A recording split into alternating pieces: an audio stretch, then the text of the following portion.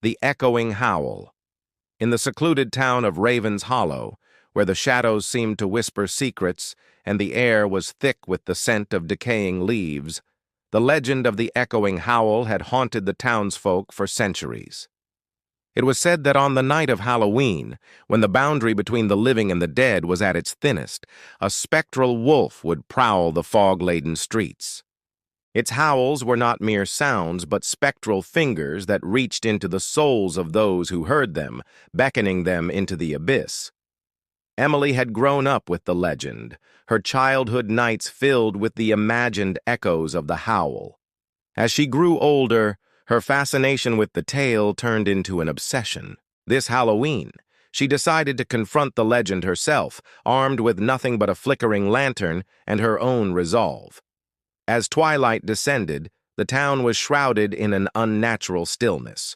The usual chatter of evening birds was absent, replaced by a heavy silence that seemed to press down on Emily as she walked through the cobblestone streets. The fog rolled in like a spectral tide, obscuring her path and muffling her footsteps. She could feel the weight of the night, as if the very air was alive with malevolent intent.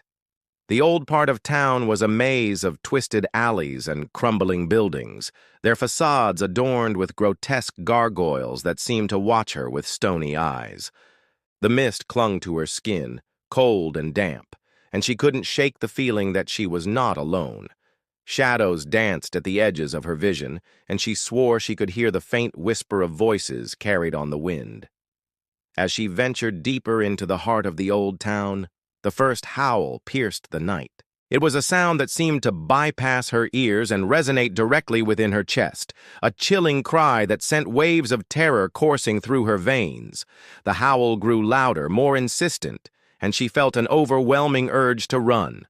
But her legs felt leaden, as if bound by unseen chains.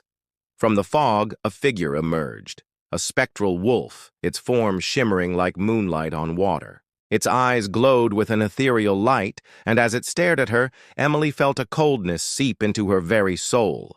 The wolf took a step closer, its howl echoing in her mind, paralyzing her with fear. She felt her life force draining away, as if the wolf was feeding on her terror. In a desperate attempt to break free, Emily reached out, her hand grasping at the empty air. Suddenly she felt a warm touch, a hand that felt familiar, yet distant. She turned to see her grandmother, who had passed away years ago, standing beside her. Her eyes were filled with a mix of love and sorrow, and she whispered, "It's time to let go, Emily. The howl is not a curse, but a call to those who are ready to join the spirits beyond." Emily's heart ached as she realized the truth. The echoing howl was not a legend of terror, but a summons to the other side. With a heavy heart, she took her grandmother's hand, and together they stepped into the mist, disappearing into the night. Back in Raven's Hollow, the streets remained silent, save for the distant echo of the howl. The legend lived on, a chilling reminder of the thin line between the world of the living and the realm of the spirits. And as the fog lifted with the dawn, the townsfolk whispered of the girl who had ventured into the night, never to return.